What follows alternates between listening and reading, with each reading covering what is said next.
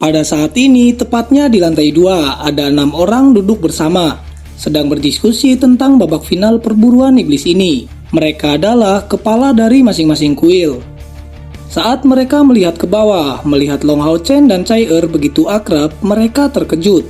Terutama dari kepala kuil assassin, mereka semua tahu identitas di belakang Chai yang juga disebut gadis suci, tapi mereka tidak tahu sejak kapan Chai punya teman dari kuil lain. Kepala kuil assassin pun menanyakan identitas Long Hao Chen kepada kepala kuil kesatria. Setelah itu, tanpa menyembunyikan apapun, kepala kuil kesatria memberikan informasi tentang Hao Chen, tentang umurnya, dan juga tingkat kultivasinya. Mendengar informasi dari kepala kuil kesatria, kepala kuil assassin mengangguk. 14 tahun, berada di langkah kelima, sungguh sangat mengesankan. Kepala kuil kesatria juga tersenyum. Pada pertandingan sebelumnya, Long Hao Chen hanya pada langkah keempat. Hanya beberapa hari dia sudah berada di langkah kelima, sungguh sangat mengesankan. Tepat pada saat itu, seorang tetua yang mengenakan baju besi berwarna emas muncul di tengah ruangan. Saat dia muncul, kehadirannya yang mengesankan, secara alami menarik perhatian semua pesaing yang saat ini hadir. Berdiri di sana, tetua itu berkata, "Sekarang, setelah semua orang hadir, upacara pembagian dapat dimulai. Semua pesaing akan menyimpan nomor yang mereka miliki selama penyisihan. Guru kalian seharusnya sudah memberitahu kalian bagaimana tahap akhir akan berlangsung. Jadi aku di sini akan langsung ke poin utamanya. Sekarang pengundian bisa dimulai. Kalian akan dibagi menjadi 6 grup yang berisi 10 orang. Dan setiap orang akan berada dalam satu grup." Setelah mengatakan itu, bola kristal di tangannya segera dilemparkan. Pengundian dimulai. Setelah beberapa saat, hasil dari undian segera diumumkan oleh tetua yang berdiri di tengah, memanggil nomor mereka satu persatu. Li Xin, Lin Xin, dan Chai mereka berada di grup yang sama, yang artinya mereka bertiga akan bertanding dan bertarung satu sama lain. Hanya Long Hao Chen yang terpisah dari grup mereka. Sebelum mereka pergi ke dalam grupnya masing-masing, Chai berbisik kepada Long Hao Chen, "Hati-hati selama kompetisi, jangan sampai kamu terluka lagi.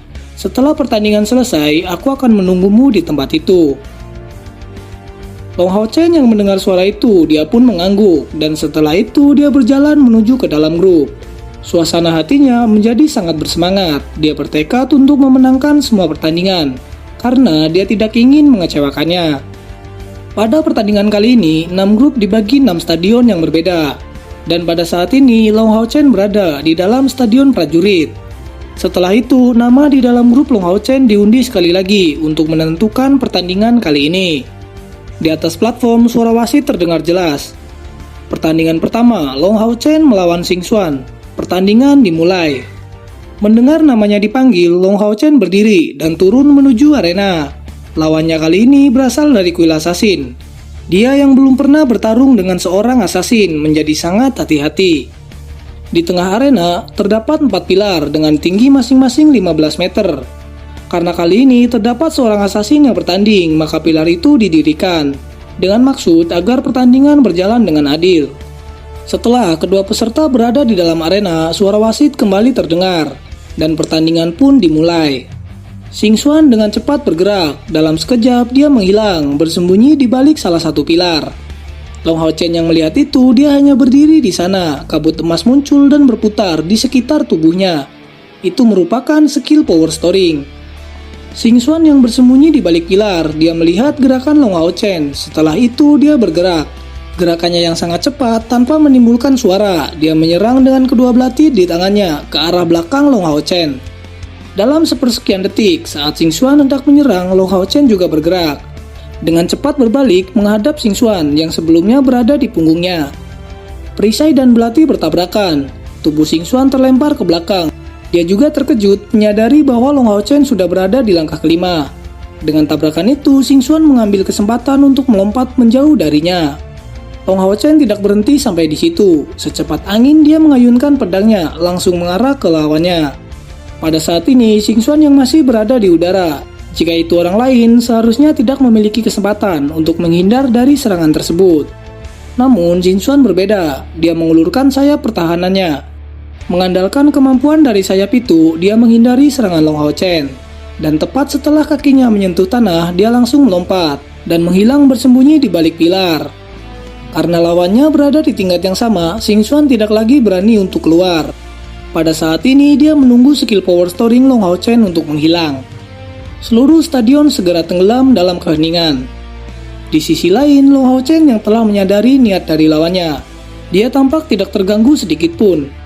Dia tetap mempertahankan skill power storing dan perlahan menutup kedua matanya. Waktu terus berlalu, namun dia tidak merasakan lawannya bergerak.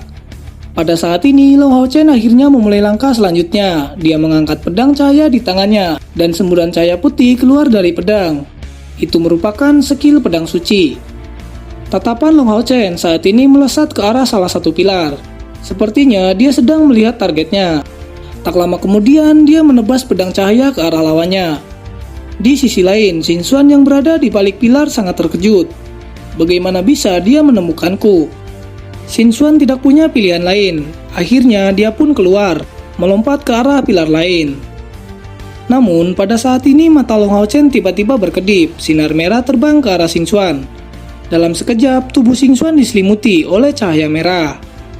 Langkah itu merupakan skill mengunci yang ditembakkan oleh Long Hao Chen. Dan dengan skill itu, lawannya berhenti di udara sebelum akhirnya jatuh ke tanah. Pada saat yang bersamaan, Long Hao Chen melompat mengangkat pedang dan melakukan serangan cahaya suci. Dalam sekejap, suara ledakan bergema. Pada saat ini, seluruh arena dipenuhi oleh asap debu, dan setelah beberapa saat, pandangan mulai terlihat jelas.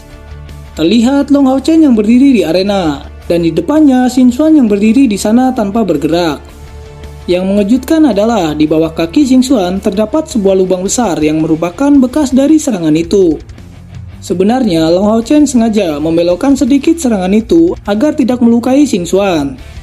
Pada saat ini Xing Xuan merasa sangat ketakutan. Dia berpikir, jika serangan itu mengenai tubuhku, maka tamatlah sudah riwayatku. Kakak, aku mengaku kalah. Terima kasih sudah memberiku belas kasihan. Seperti yang diharapkan, mendengar lawannya mengaku kalah, Long Hao Chen mengangguk. Namun, dia masih tidak mengerti mengapa Xing Xuan memanggilnya kakak. Di atas platform, suara wasit mengumumkan hasil pertandingan ini, yang dimenangkan oleh Long Hao Chen. Pada saat yang sama, Long Hao Chen memperoleh kemenangan. Pertandingan dalam grup kedua juga berlangsung dengan sengit. Tepat di tengah arena terlihat penyihir Lin Xin yang sedang melawan pendeta Sima Xian. Namun ada sesuatu yang aneh dalam pertandingan ini, di mana yang seharusnya seorang penyihir yang menekan seorang pendeta, tapi pada pertandingan itu malah justru sebaliknya. Sima Xian terus-menerus menekan Lin Xin yang berakhir dengan kemenangan Sima Xian. Pertandingan itu membuat seluruh orang yang menonton merasa bingung dan keheranan.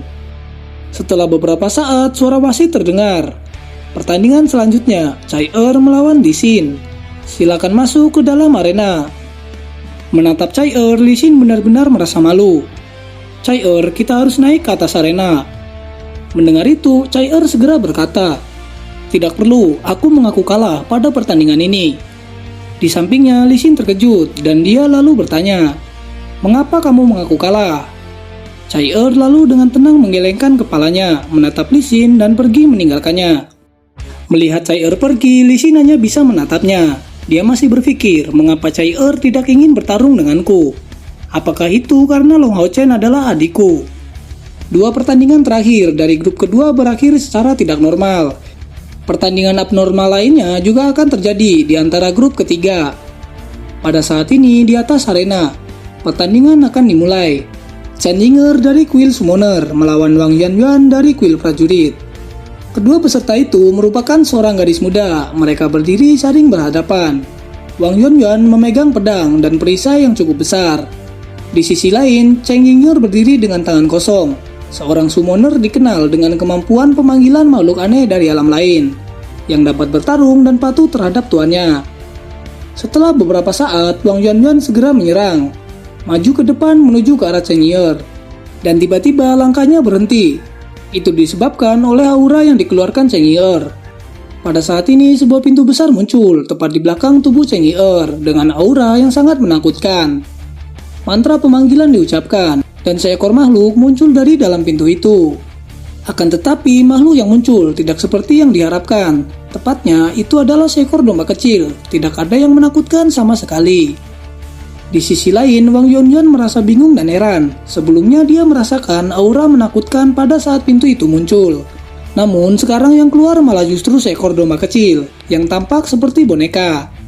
Bukan hanya Wang Yuanyuan, semua orang yang melihat pertandingan ini merasakan hal yang sama.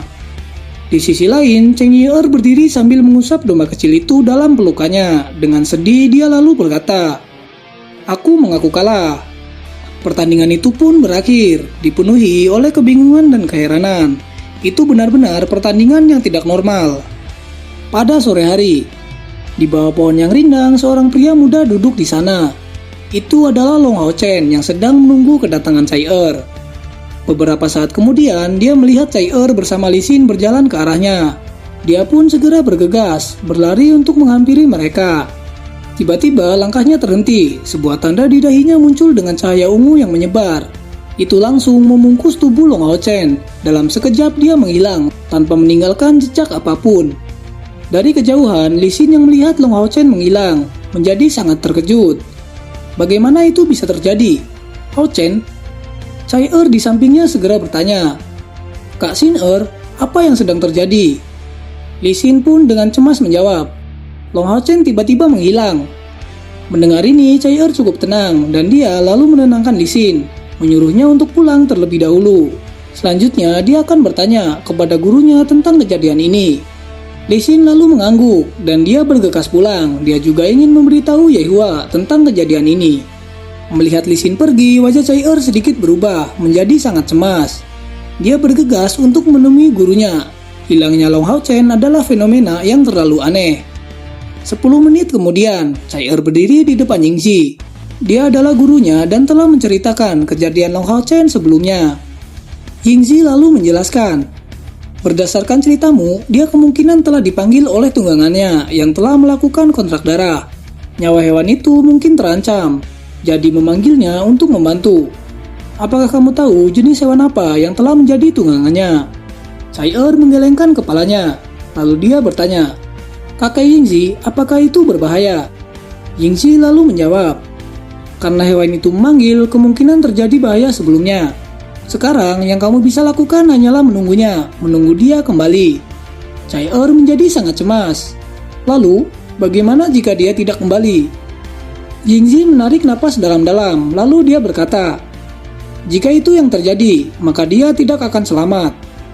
Chai Er yang mendengar ini, tubuhnya gemetar. Dia segera berbalik dan lalu pergi. "Aku akan menunggunya di tempat dia menghilang. Jika dia kembali, itu pasti akan berada di tempat dia menghilang."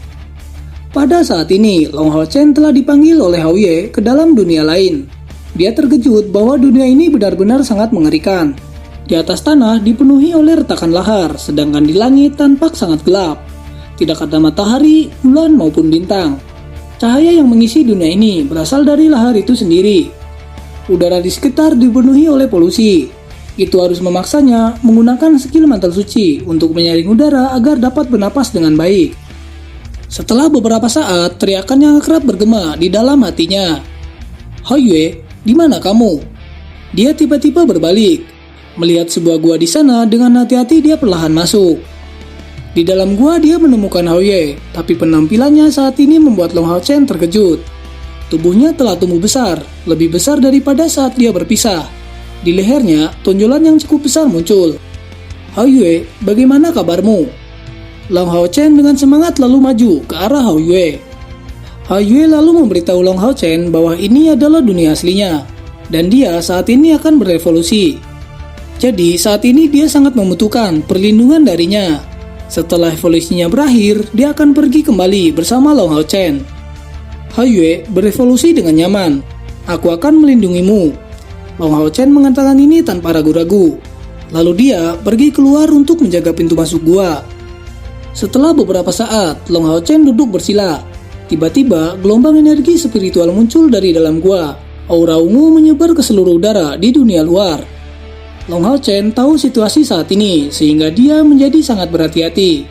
Sebelumnya, Hao Yue telah memberitahu bahwa ketika dia akan memasuki tahap akhir revolusi, Aura yang dilepaskan kemungkinan akan menarik makhluk kuat di dunia ini. Saat ini adalah tahap paling berbahaya dari evolusinya. Begitu aura ini muncul, Long Hao Chen juga terkejut melihat perubahan pada dirinya sendiri. Kekuatan yang sangat besar tanpa henti mengisi tubuhnya. Dia merasakan energi eksternalnya meningkat dengan pesat. Long Hao Chen lalu merenungkan keadaan ini. Dia berpikir bahwa itu karena kontak darah, sehingga kekuatan mereka saling berhubungan. Tak lama kemudian, tiba-tiba suara gemuruh yang keras terdengar. Long Hao Chen yang sebelumnya duduk, kali ini dia berdiri mencari sumber suara tersebut. Begitu dia melihat, dia sangat terkejut. Dari kejauhan, ada begitu banyak makhluk yang sedang mendekatinya. Mereka berlari dengan sangat cepat. Yang membuat Long Hao Chen terkejut adalah makhluk itu merupakan kerangka tulang manusia. Long Hao Chen hanya berdiri di sana. Dia mengingat perkataan Hao Yue sebelumnya bahwa akan ada makhluk yang akan mengganggunya dalam proses evolusi. Saat ini, dalam pikiran Long Hao Chen hanya bisa menahan kelompok kerangka ini, memberi Hao Yue cukup waktu untuk menyelesaikan evolusinya. Dengan Radiant Shield dan pedang di tangannya, Long Hao Chen berusaha untuk menahan serangan kerangka hitam itu.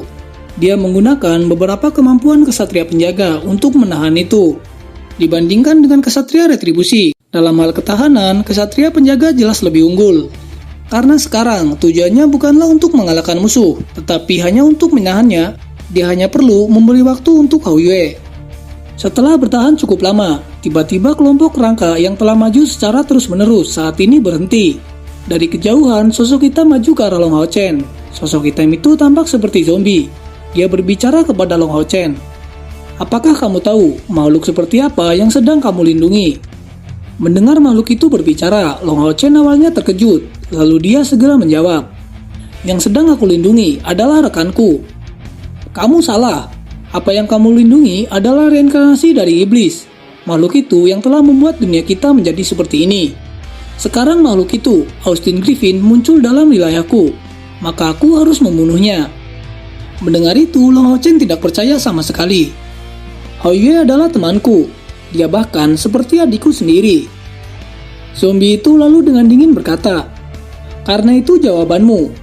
Kamu akan dimakamkan di sini bersama Austin Griffin." Pertarungan akhirnya terjadi lagi. Namun, kali ini bukan hanya para kerangka yang menyerang. Pada saat yang sama, zombie itu juga menyerangnya. Jika itu hanya sekumpulan kerangka yang menyerang, Long Hao Chen masih sanggup untuk menahannya. Namun, zombie itu berbeda. Kekuatannya berada di atas Long Hao Chen. Setelah beberapa kali serangan, Long Hao Chen terlempar dan mendarat di tanah dengan darah yang keluar dari mulutnya. Namun itu tidak cukup sampai di situ. Long Hao Chen kembali bangkit. Saat ini Radiant Shield disimpan dan digantikan oleh pedang. Setelah melakukan terobosan, dia belum pernah menggunakan kemampuan kesatria retribusi dalam pertarungan. Jadi pada saat ini dia ingin menguji kemampuannya. Dengan sikap yang pantang menyerah, sekali lagi dia bertarung dengan makhluk itu. Menggunakan kemampuan kesatria retribusi untuk menyerang dan kemampuan kesatria penjaga untuk bertahan. Kali ini dengan kombinasi yang cukup baik, dengan susah payah akhirnya dia bisa mengalahkan para makhluk itu.